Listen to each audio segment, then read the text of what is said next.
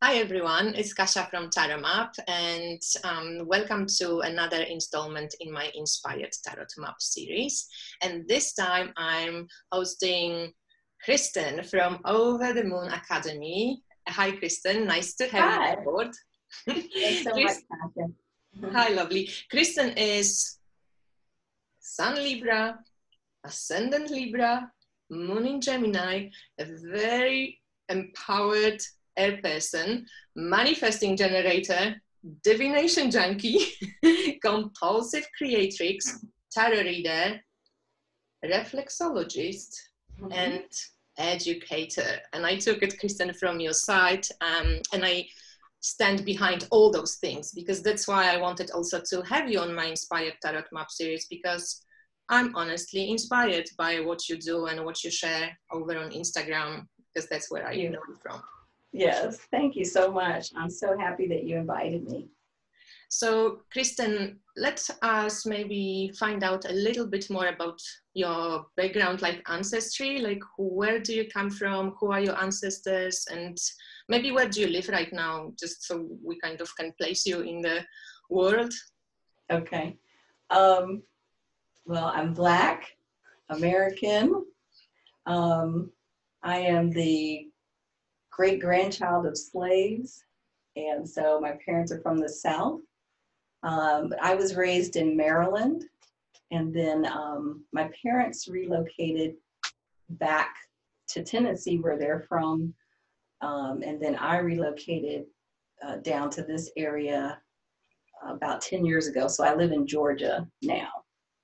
So I really don't, it's a great question. I wish I knew more about my, immediate ancestry. My parents were never storytellers, so I don't have a lot of stories from them.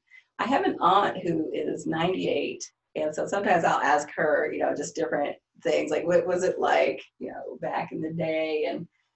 And recently she told me a 30-minute story about getting ice. And I was like, okay, I really cannot complain about anything else in this world now, just because all the stuff that they would have just to get like ice, and we can just get it from our refrigerators now. So easy, just press a button. And so a lot of times talking to her, that really keeps me, very grounded, and it really puts your life into, perspective when you talk to someone who's been through a lot more than you have. Yeah. And so would you know about your ancestors who were slaves, where they came from Africa? What countries? You don't know that? No, no. And like I said, my parents didn't really tell stories even about their childhood. So yeah. I didn't know that much about like their parents or anything like that. So, I mean, I know just from the stories that I did receive, like from my mom, I know I come from a lot of resourceful women. So that's one thing that I've taken from that. But yeah, it's just not, not a lot of, stories or sharing along those lines. So, like I said, when I talk to my aunt, I always get, you just get such a different perspective. It's hard to even imagine living in that time period and just going through just what we consider easy stuff was like a lot more challenging. Just everything was so much more challenging. So I always say when I talk to her, it just helps me put my whole life in perspective. Yeah. Okay, so thank you for sharing this. And if you want, if I wanted to ask you about like your spirituality or beliefs, like where would you, kind of box yourself, put yourself, right, you don't have to box yourself, but like where would it be? Like what you're religious? Yeah. I always put myself outside of the box together. So, I mean, I grew up Christian, and just as I got older, I started to really kind of question a lot of things that I was taught. And so I don't necessarily put myself in any particular category. I really We were talking just before, I think you described it as unreal ritualistic, and that's exactly how I would describe myself. I really try not to do rituals in per se. There's certain things maybe that I do, but um, I like to study a lot of different things, and I really just kind of pull in whatever resonates with me. I do talk to my spirit team that I kind of discovered that I had, years ago, but it wasn't something that like I was taught it in any formal sense. I've always talked to myself, and I realize I'm talking to them. You know what I mean? Like it's like, oh, this is who I've been talking to my whole life. So, but yeah, I don't really practice anything that would be like identifiable as a particular type of religion or spirituality. Yeah. To me, everything is spirit, So I realize now how much I am channeling, that things are just coming through me. So that is for me is more of a recent revelation, just in the last couple of years, even. So it's just, everything is growing, evolving, I'm learning more. But yeah, I kind of try not to, I kind of try to stay away from things that seem religious in a formal sense, because I'm one of those people that if you present me rules or guidelines, I will just not be able to do those. Like that, I won't be doing that. So yeah. Okay. So I'm curious about just the spirit guides. This is something that also is a developing kind of, well, let's not call it practice, but it's like a developing relationship that you have, and like you are trying to like, because it lasts, like you said, that over the last 2 years you kind of discovering more and more that it's like a channeling, right, that you're doing. So is this something, does it help you with what I'm trying to say? I think my question is it like how, okay, religion usually gives you some sense of perspective, or at least it's supposed to give you some sense of there's a bigger picture here. Would that give you this kind of sense of like detachment a little bit, maybe from, the human life? Like, how does it work for you? Like, is this something I would say that, studying, growing up Christian and understanding it, like I was very much into that. So I think I do have that sense of God, that's still there. I still have, I guess, in the similar beliefs, but they're not a structure of you do this and you don't do this, that is more fluid for me, I would say. In terms of connecting with my spirit guides, that's just more of feels more just like conversations. Like I said, I've been talking to myself for as long as I can remember. I just realized now I'm not talking to myself. I'm actually talking to my team, and they are talking back through the symbols and messages and cards, or whatever. And so it is this conversation that goes back and forth.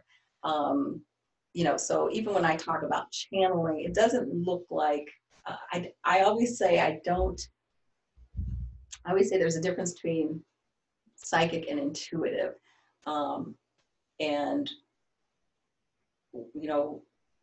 I say like everyone can sing, but it doesn't mean everyone has a talent for singing. So I don't consider myself to have a talent for psychicness, okay? So when I say channeling, it doesn't really look like anything. It doesn't look like, oh, I see stuff or I hear stuff or anything like that. I just realize that these ideas are coming from somewhere, and really they're coming from the collective consciousness. Everybody has access to it. So I just good at pulling them down. Like, yeah, here's an idea. So that's kind of the way that I see it. And for me, I think it's just becoming more aware of it. That's what's really happening, I guess. you know, over the last couple of years is just being more aware Mm. of, you know, particularly in terms of creativity. How do I create? Where does it like come from? What's that process? I've been, I guess, more examining it from that level. And so that's where that comes from, that sense of this is coming from someone, is somewhere is coming kind of through me. And doing, you talked about the manifesting generator, that's a part of human design, which is a system that's based on astrology. And so when I discovered my human design, it was like my whole life made sense. Because I was like, oh, this is why I have to do 3 things at once, you know, like that's what I'm supposed to be doing. So that really helped to kind of pull it all together for me. So yeah, a lot of it is just, I'm still exploring, I'm still understanding, but I feel like I'm at a different level of understanding, like who I am and what I do and where it all comes from.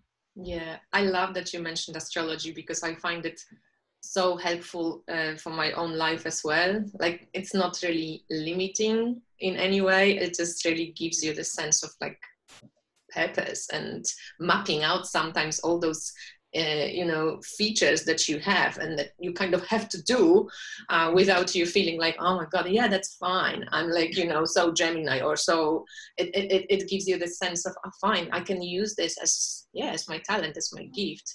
And how we were talking just before about this creative flow, how when you're in it, you know, it doesn't tire you, it doesn't make you go, oh, I have to think of another idea and I want to have to invent this next deck, what am I going to, you know, it kind of like comes out, like it's like it just happens somehow. It just, when you tapped into this creative flow and this is your gift, it's free, it flows so freely. So this is amazing to see. And my next question is about this. Okay. Because you are this kind of, you call yourself divination junkie. I quite love it because probably I could like sign up as well under this name. Yes.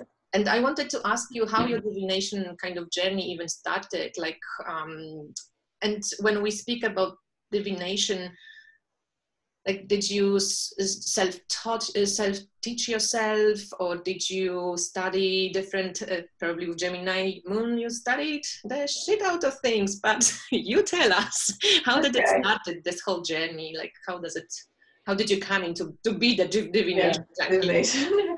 Yeah, it's funny. I feel like, you know, I was really born into this,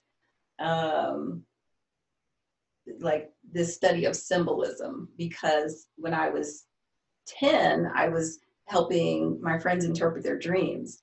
And I honestly don't remember when I started studying dreams, but I do remember like around 10, I was helping my friends with that. And then when I was 12, was studying handwriting analysis. And so for me, at that point, I didn't make any connection to symbolism. I just knew that these were things that were really interesting to me. And then when I was going off to college, a friend of mine gave me a tarot deck. And she just said, you seem like you would like this. And I don't even know if she knew what it was. I definitely didn't know what it was. I had never even heard of tarot at that point. And so I was like, okay. And I looked at it and, you know, I tried to figure it out. And I remember I tried to read it for maybe a year or so, and I just wasn't getting anywhere. And I just kind of put it down. Like, I don't know about this. This isn't my thing. What I didn't realize at the time was the deck that she had given me was like what we would call a pip deck. And so it was just, there weren't stories to look at, you know, in the pictures, there weren't scenes, and I just couldn't connect to it. But what was funny was I came back to it later on. So that introduction, you know, kind of gave me this entrance into tarot, so that years later I could kind of come back to it. And I picked up another confusing deck a couple of years later, and I was still like, I want to learn this. Like, there was something in it that I could tell I needed to discover. Or that. What did you pick up? What deck was it? Do you remember? It was the Southwest something or other deck. But was it like Rider-Waite-Smith based, or? No, I didn't discover Rider-Waite-Smith until maybe like 5 years in, like it was, so I was just buying all these different decks going, why can't I read these? And so, but I kept doing it though. Like there was something in it that was like saying, keep trying. And so I just kept getting different decks. And then I must have found, I think I found one, it was kind of Rider-Waite-Smith, but it was like a Barnes and Noble kind of deck, which, I think it was still probably Pips, but it had a pretty good guidebook. So I was like, oh, this is what these cards actually mean. So I learned them. And but long story short, I really just kind of kept at it with tarot until I got a good kind of feeling for it. And then I always wondered why are we reading major arcana and minor arcana? Because in my mind, they felt like two different decks. Mm-hmm. And so I started kind of separating them and just reading one or the other. And when I would read the minor arcana, I was like, this is like playing cards. So that really got me into playing cards. And so a couple of years later, I had been working so much with playing cards, and one of the things you'll find with playing cards is everyone's system is different. So it's not like reading tarot at all. And I was just like, why are all these systems different? So I just created my own system. And so I don't remember what year that was. I think it was still in the 90s. I created 12 of Hearts Catomancy, which was my own playing card system. Okay. And, you still use it? You still use it, Kristen? Yes, yeah. So I teach it on Udemy platform now. It's called Your Future is in the Cards. So I've like updated it now. But yeah, so I was teaching it then, and I created like a little book for it. I had a really small fan base back then, and some of those people, still follow me today. So that was just really my entrance into kind of creating something around cartomancy and creating my own system. And that's what I do a lot of, is just kind of create my own systems with things. If I can't quite, it's not so much if I can't figure it out, but I think what it is now I learned so many different things, and I realized they can all be put together. So the more things you learn, to me, the more you realize they're all the same system. Like you can learn geomancy and I Ching and all that kind of stuff, and it's like, oh, this is really the same thing. So what I'm always trying to do is make something most efficient. So I want it to be easy, accessible, and accurate. I'm always looking for systems that are going to give, accuracy. So that's kind of where everything started. And then I left divination for a while, and I taught belly dance, and I went to massage school, and and then I came back to it. So it's one of those things that I keep coming back to, divination. So that's why I believe that, it's always been there, and it was just like waiting for me to discover it in some way. And so now it's like, even if I leave it alone, I'm like, I'm not going to buy any more decks, because I have parted ways with over 200 decks, so, and now I'm like kind of accumulating them again. But it's a familiar story to many. Yes. So people are always surprised, like, you owned over 200 decks. Yeah. So, and I was using them, and I was, and this is back in the day before we had, groups and all these different things and places to share. And I was getting decks from Australia and New Zealand and, everywhere, all over the world. And so divination has always just been an interest. So I'm always looking for self-discovery. I'm always looking for symbolism.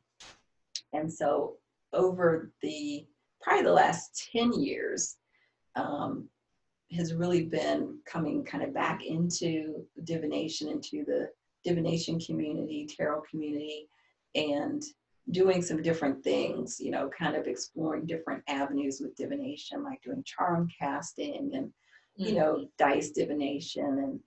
And I always say my goal is to like be able to like just look at somebody and be able to read them, so Yeah. I've studied face reading. I read people's feet, you know, so I've kind of study all of the Yeah. systems. That's my Yeah. goal, is to study everything. So, Yeah, that's cool. I love that connection with like body reading, because right, bodies are honest. Like you can't bullshit with the body. I mean, right, you have to be maybe skilled to like, but usually it's so instinctive. Like you're not able to, hide your like the smallest thing. If you're skilled, like I think a lot of Romani people, they're great readers, not because they know the cards so well, but they just read people so well. They can like, like fucking pinpoint the like they're just great psychologists, like they really know how to read the body and just the energy when you come in. So I always love it. That's really cool. So what's your favorite divination kind of system or thing right now? Do you like, now you focused on tarot or oracle or it's dice? hard to choose because I use them for different things, you know.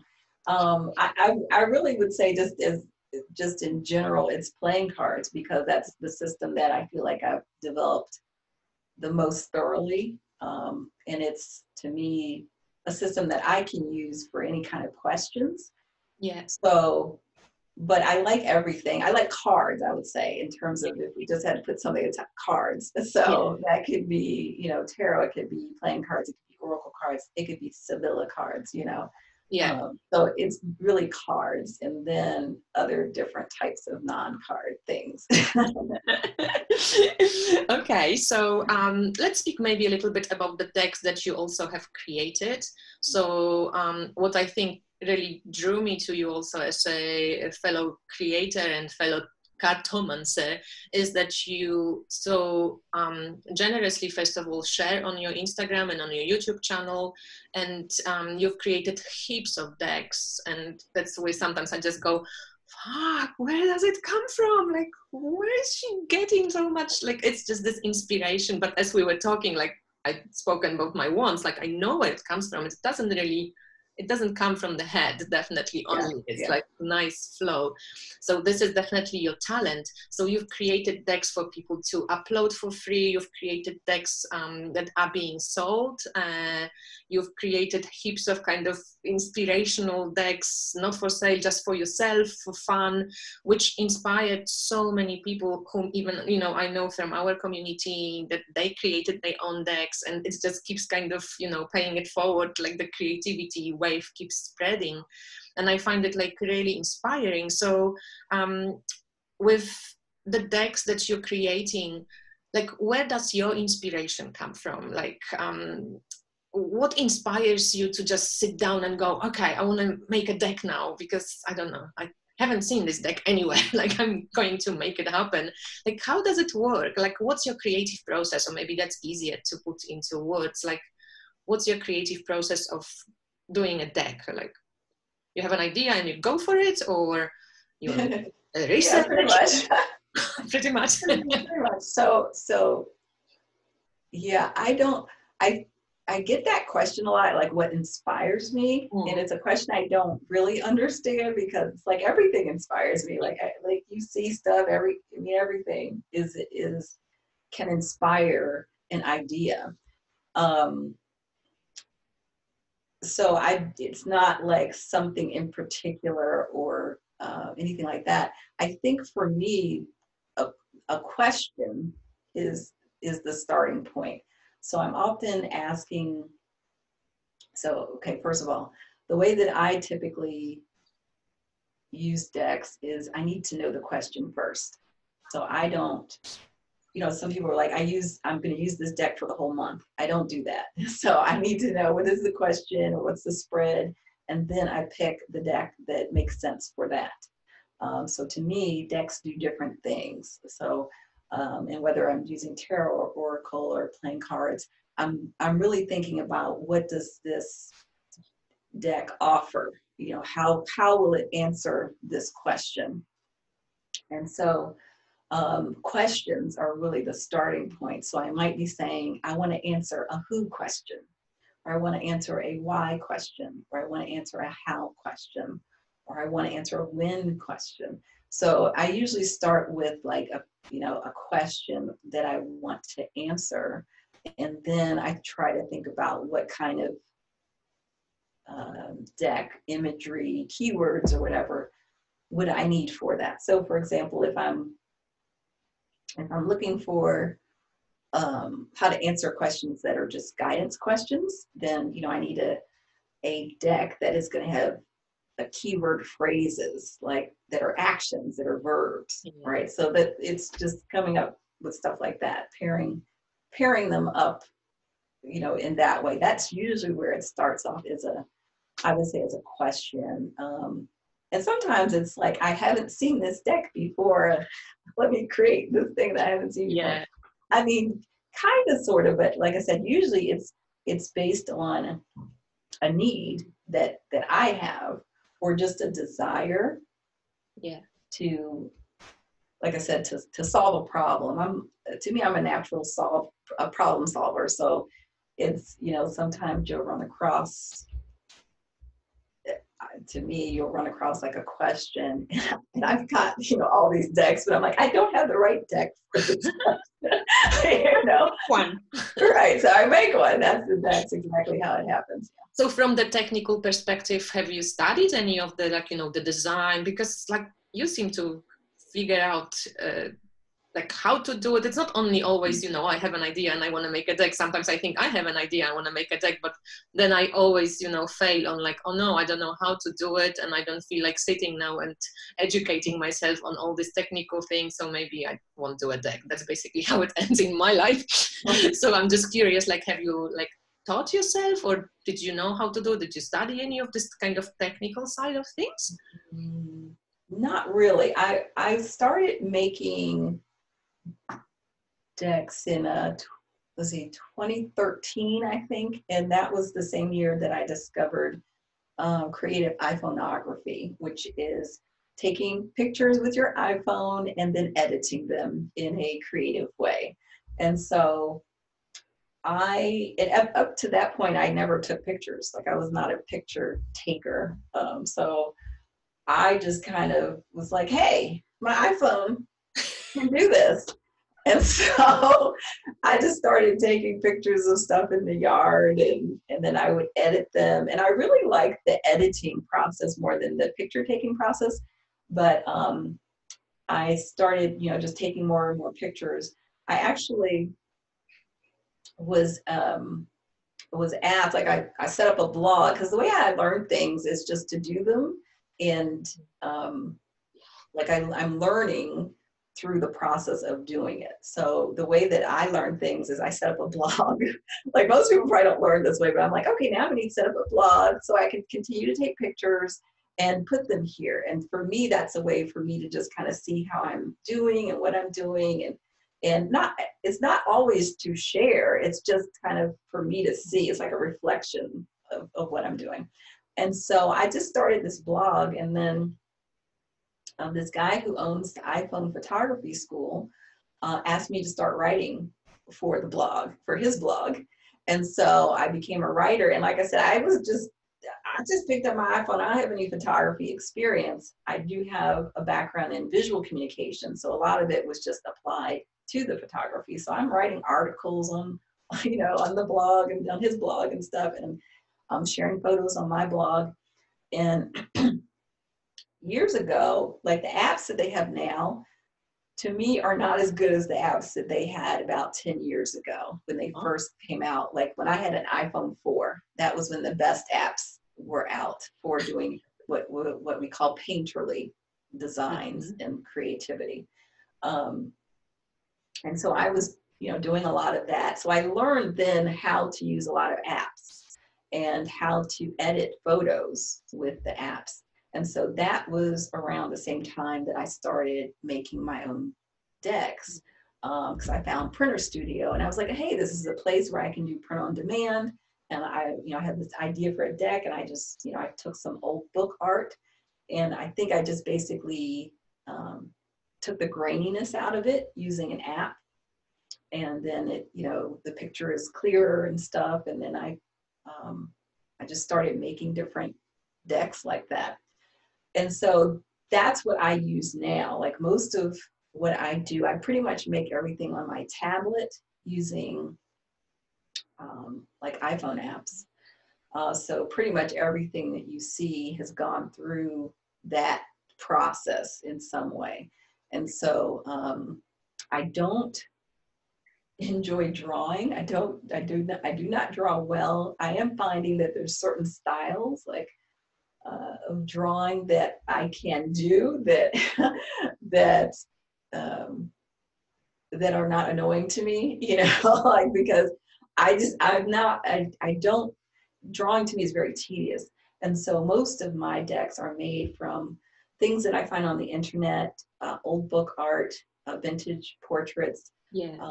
you know, photographs and things like that. And then I just edit them using apps. So yeah, definitely self-taught with that. And sometimes you don't know how to make it. You know, there have been lots of times where I found artwork and I'm like, oh, I want to use this, but I don't know how to use it the way that I want to. And you just let it go and let your, you know, spirit team handle that, and they'll eventually you'll come back around and you'll know what, you know, what to do. So Yeah. Yeah. That's interesting because I think a lot of people find it maybe also overwhelming. They think they have to go to lengths or schools to actually uh, do a deck. Whereas I think nowadays we really have, and you are such a great example of like use an app or, you know, try things out. And I think also right now, if anybody is interested, they can also go to your YouTube channel. All the links are going to be in the description box, but they can, you post sometimes tutorials how to use certain apps or how you created a deck step by step. So you're very general with your knowledge and how you do it. But I had to laugh when you mentioned your blog, because that's how I started kind of tarot in Polish. I have a blog I wrote for, I think, for 2 years, basically to learn tarot. I was studying as well, like I studied 1 or 2 or 3 courses, but mostly self-taught as well. And I was writing a blog to teach myself tarot. That's the same approach. Like I have to, like, I didn't write from the perspective of a master of tarot, but just really a proper student going, okay, so King of Cups, what is this guy about? You know, what does it mean? Like, what are these symbols? And yeah, that was my kind of way to learn tarot as well. Yeah, I think it helps. It's like puts you in doing mode. You know, when you're when you do it like that, create something. It puts you in the doing mode. Yeah, exactly. And that I think opens, often the doing mode opens actually so many ways you cannot think of beforehand. Right. Doing, and it's just like somehow it comes from, oh, you can try this way, or oh no, this way doesn't work. So at least you know you're not going that way. I feel always it's also I think we were talking about it, like, you know, let's say I'm a tarot reader and my reading style came through doing readings. I couldn't have invented it beforehand. Even what I thought my reading style is, it wasn't true, right? So it just kind of made itself happen organically through doing it. And I think that's could probably be said about the decks and how you discover also all these different ways through doing them and trying out and maybe failing sometimes and go, oh nope, this app doesn't work. But yeah, that's exactly my process. Yeah, so that's I wanted to ask like a practical question, and we spoke about it briefly before I started recording, but just for sake of people, you know how sometimes people also feel like they're scared to step into a world of something, or, oh, I don't have time, or I don't have money, or like, is the Catomancy, is this your main job? This is what sustains you financially, or what else do you do in life, if you could share? Yeah, to me now, this is all, I would say all play, but you know, this, I get some passive income on this side. But what I consider my main job is reflexology. So I have my own practice here, and I find that I need the balance of both. You know, with reflexology, I'm very consistent. You know, I show up at the same time every week, and I do my sessions, and I have my regular clients, and I can be very, you know, grounded, and you know, working with people in that way. And then with this, it's more like the freedom to kind of do a lot of different things, or just go and let's say go crazy and just make stuff and put it out there. And so I really do need that. Like that's how I like to set up my life, where I'm doing like 2 or 3 things. Like I have 2 or 3 focal points. If I just have one focal point, I just go crazy. It doesn't make me happy. So I do like to have a couple of things. So but yeah, I do consider the reflexology more like my main kind of thing, and this would be more like my side hustle. Yeah, okay, cool. I'm actually totally the same, like one job. Please. Yeah. Find something different as well. I would just probably quit too quickly if I didn't have 2 or 3 or something to play with. So I just wanted to ask you, if somebody wants to buy your decks, the ones which are for sale, I know that in Europe, Little Red Tarot sells them, but in America, are there any shops that sell them, or do people purchase through you? How does it work? No, they just go online to printerstudio.com. Okay, from Printer Studio, yeah. Yeah. So I don't like to be the middle person. Like I like to make the thing, and then just you can get it from wherever. I am not a deck publisher, and I don't want to be a deck publisher. I don't want my job to be mailing, packaging, marketing, selling. So I just enjoy creating. I just enjoy creating things. So Printer Studio, like once you put things in their marketplace, anybody can buy them, from Printer Studio directly. Okay, cool. So it's good to clarify, just because I know that in Europe we sometimes have to pay just taxes and fees from Printer Studio. So I think it's a good thing that like Little Red Tarot stores like sell some of the decks for sure. And what else do we have? So yeah, also you answered, right? I was asking you if you also do readings for other people, like card readings. You teach about cards, you teach about Catomancy, but personally open to doing readings. I'm not doing readings professionally right now. I find it difficult to balance the energy output that it takes to do readings for people with the energy output for creating and doing reflexology and doing other things. So I have done readings professionally in the past, and I kind of go, I get into these moods where I'm like, I'm gonna do that again, and then I'll do it for a little bit. I'm like, no. So it's really about, I think you said this before, about figuring out how you want to do the reading and how you want to deliver it. To me, there's a whole self-discovery process in there that I am still really working out, even though, I've been doing this for many, many years, and I've done readings in different ways. I've done mostly just online readings. I've done a little face-to-face. I don't like that. So, it's like every time you do something, you're like, don't like that, don't want to do that. I've read for psychic hotlines, a couple of times. So it's kind of figuring out what you want to do, the energy output that's necessary, and do you have that much energy to do this on a consistent, basis. So for me, it's more about finding a good flow with that. And I haven't found it yet. But I do find that I really enjoy teaching. I think even like on the reflexology side, I create curriculum and teach classes. So that's really that's one of my focal points, I think, is just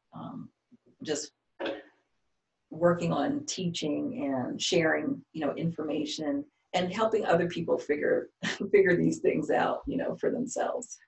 Yeah, so you have a website where you offer courses, and sometimes you do like events, like you did the deck discovery kind of exploration.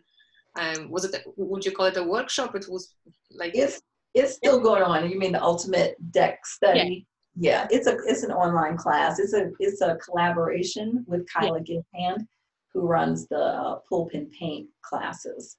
And so, yeah, I teach actually in her program, Pull Pin Paint, and then we are doing a online class collab. So it's really just a self-paced class, so you can join it at any time. Okay. But it's a, I created 52 prompts to help you study all of your, like the 78 cards in your tarot deck.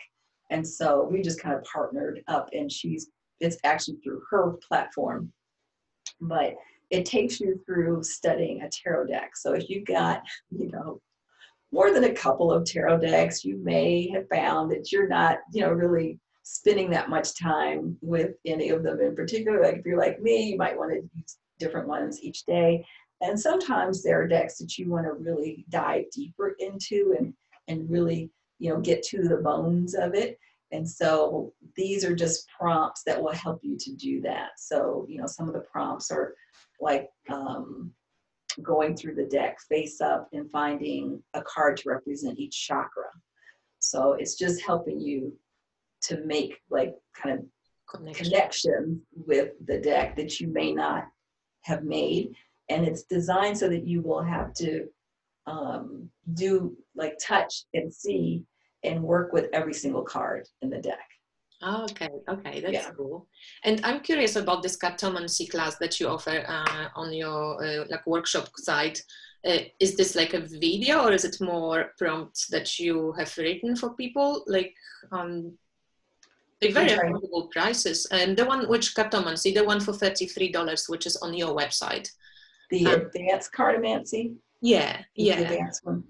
Yeah, like for the playing cards, the one for playing. Right, the one playing cards. Yeah, that one is actually the, so that one is this kind of second part of the, I don't really want to say it's the second part of my playing card system. The original class is actually on Udemy. It's Your Future is in the Cards. That gives you the foundation of my playing cards class. And then people kept saying, is there an advanced class? And really, that original class is advanced too. Like we go through everything. I mean, you're going through how to use playing cards really to answer every single question, how to identify people, how to find missing objects, all this kind of stuff. So it really is advanced in terms of you can answer any question. So what I did was I set up the advanced Catomancy class on my Teachable. And it's more just for practice, like more exercises to give people more practice, because I always tell people the advanced class is just practice. Like that's what the advanced is. You keep practicing, you keep doing these same readings. So it's just got more spreads, some practice exercises. So it just kind of gets you more immersed in the system and how it works. And so that's really, I just put them on different platforms. Okay. Well, good to know, because I wouldn't have known that. So if anybody is interested in Catomancy, then maybe they should first get the other one. First on the Udemy, that's what maybe you send me a link to this. I'm going to link it below, because I will link the website with, is it Teachable, where you have the 3 courses, your Catomancy playing card class and another 2, which I saw was on your website when you. There's, I have things on 2 platforms. The classes are on Udemy. I have two classes there. It's Your Futures in the Cards, which is playing cards. And then I also have a charm casting class on Udemy as well. So that's the one I didn't see. Okay. Yeah. And then on Teachable, you'll see all of the classes there. Yeah. Yeah. All right. Okay, so I'm going to link this for people if they're interested to take a look. And I think maybe to kind of wrap it up slowly, I wanted to ask you, and we spoke about it before, I wanted to ask you about how do you feel as a Black person in tarot community? Do you, can you share a little bit of your experience? Like how do you experience that? I experience it like I experience the rest of the world. So I would say, it's I haven't had any really negative, stories or anything about me being Black in the tarot community, but it's kind of like everything else in the world where you are a minority in that community. You're in groups, you're in spaces that are predominantly white, and that's what I mean. It's kind of like navigating the rest of the world too. That's how I am when I leave my house, and I am in other areas. But I'm really encouraged to see a lot more Black tarot readers. I was just thinking this, like going through my Instagram feed, I'm like, oh wow, another Black tarot reader. Like, it's so amazing to me to see that.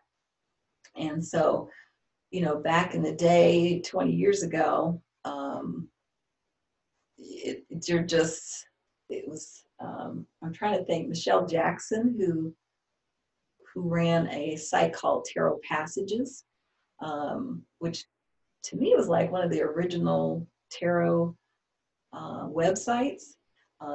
She's a Black woman. She now does bone divination. But, you know, it was difficult to connect with other Black people, especially because back then on the internet, you didn't have visual stuff. You didn't really see people's faces like you do so much now. So yeah, I'm really encouraged to see a lot more, what I'm considering a lot more Black people kind of entering into the tarot community. And I'm seeing, I think, some changes in terms of diversity all around. So I'm just encouraged to see it keep growing and evolving. Yeah. Okay, thank you for sharing. And also, maybe there's a cheeky question, but I ask you this as well, but you have never been approached by any of the publishers to maybe print your oracle decks or to do any reviews of any other decks? That never happened? No. Okay. Just to leave it out there for publishers to maybe just listen if listen. Kristen, to finish off, I would love to maybe for you to share a way you like to play with cards or with divination right now, or if you maybe have a personal practice or something fun you could share with our listeners that they could try out.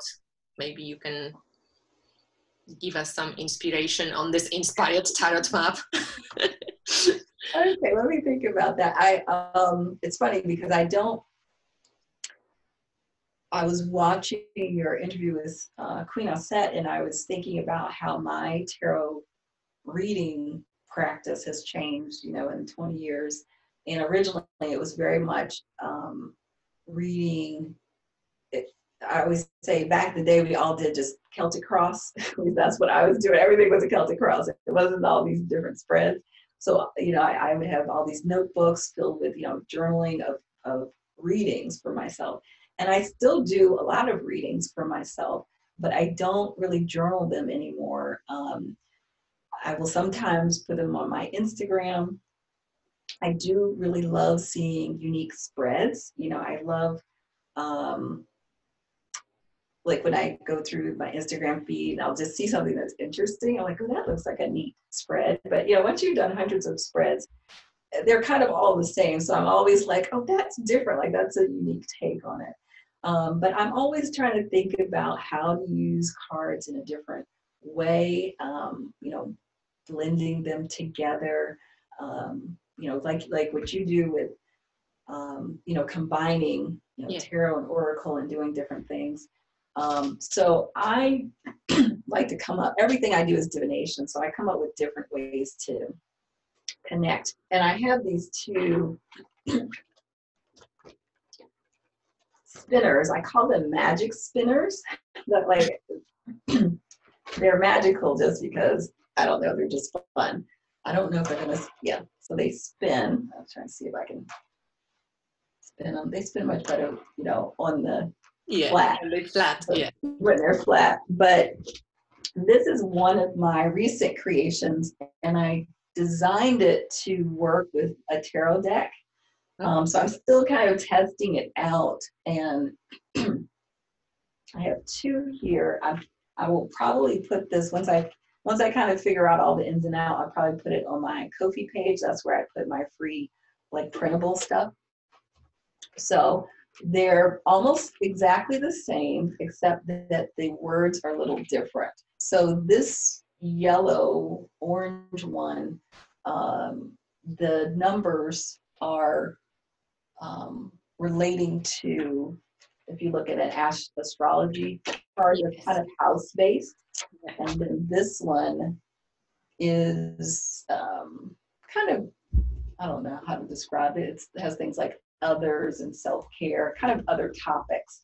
And so I'm looking at different ways to use these. So I kind of use them together. And I did a reading, I did some free readings on my site, on my Instagram a week ago, where you spin one, and you spin the other one, and you see where they land. And let's see, this one's mine, and this one is, what was it? It was on partnership. So you might start with a question like, what's on your mind in terms of partnerships? So you can kind of combine them to make your question, you know, for your tarot reading.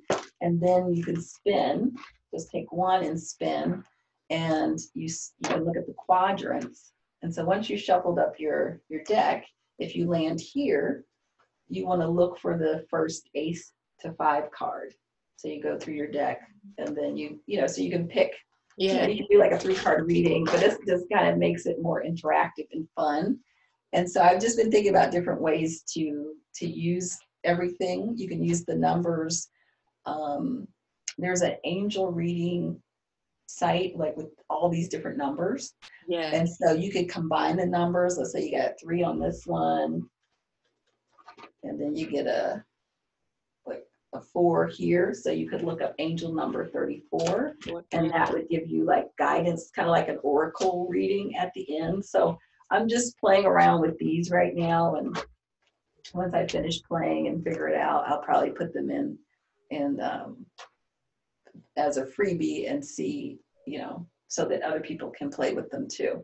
But that's you know, just one way to, you know, I feel like in like almost 30 years, I've done everything with the cards that could be done. So I'm always trying to figure out what's new, you know, like how can you play in a new way? So like I said, that's an idea that I'm still kind of working with. Yeah, I love it because it's like divination before divination, like you divine to divine. Exactly, right. What's the question? Because to me, everything is divination. So why not divine the question? You know, why not? Yeah. I find that so many people are like, I don't have a question. I'm like, what? So this is a way to access that question, because I really feel like everybody really does have a question, but maybe you're just not aware of it, or you're not accessing it for whatever reason. So I so agree. I love this. That's why, you know, one of the best sellers for me is this reading I do, what do I need to know right now? And I say, you don't ask the question. The cards kind of show you what you need to know. So basically, you know, you focus on the central card or something, which is the, you know, kind of the element of it, the number. You can go so many different directions, and on, you know, where the person maybe need to focus at this particular moment. It can change, you know, in few weeks, in few days, in few hours. But I love it when you kind of go, okay, because sometimes even when people ask a question, it's not really the question they want to ask. It isn't, right? Yeah. And I do, like when I do the playing card system, I developed something I call the numerical theme, where you're adding up all the numbers and you get a number between 1 and 9. And that is the real question. Like, I created questions connected to those. And it's so funny. Everyone's like, oh, that is my real question. Because you're right. People don't, they'll tell you a question. I was like, that's not your real question. So yeah. And I think that's why the readings are kind of cool when you work with another person, or even in the teaching like facility. That's pretty exciting and fascinating to watch that develop, like how sometimes what we think we need or we want to ask, it's actually totally like the opposite, what's truly in us, and somehow it just, you know, can't get out. And how the cards, astrology, any of the systems can help us to actually narrow it down a little bit and center it for ourselves. I love this about divination. I think that's really cool. Yeah. So yeah, cool. Thank you. This is really fun, and it's probably not that difficult to do, but I can see how you can how many ways it can Right. be used with. You So can use it, yeah, because there's numbers, and you know, anytime you got numbers, there's lots of different things you can do with numbers, of course, yeah, you know.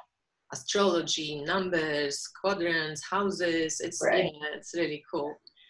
Okay, well, Kristen, thank you so much for agreeing to be a part of Inspired Tarot Map and sharing your amazing creativity so generously online, you know, and as I said, people can visit you on Instagram, on YouTube channel when you have videos, support you through courses, buying your decks, but also buying your coffee just because you're sharing so much for free as well. So it would be lovely to see you thrive. I would love to see you, you know, put out as many amazing decks as you only can, and for you to share with us because it's really appreciated. So thank you so much. Thank you. Thank you so much for inviting me. I really appreciate it.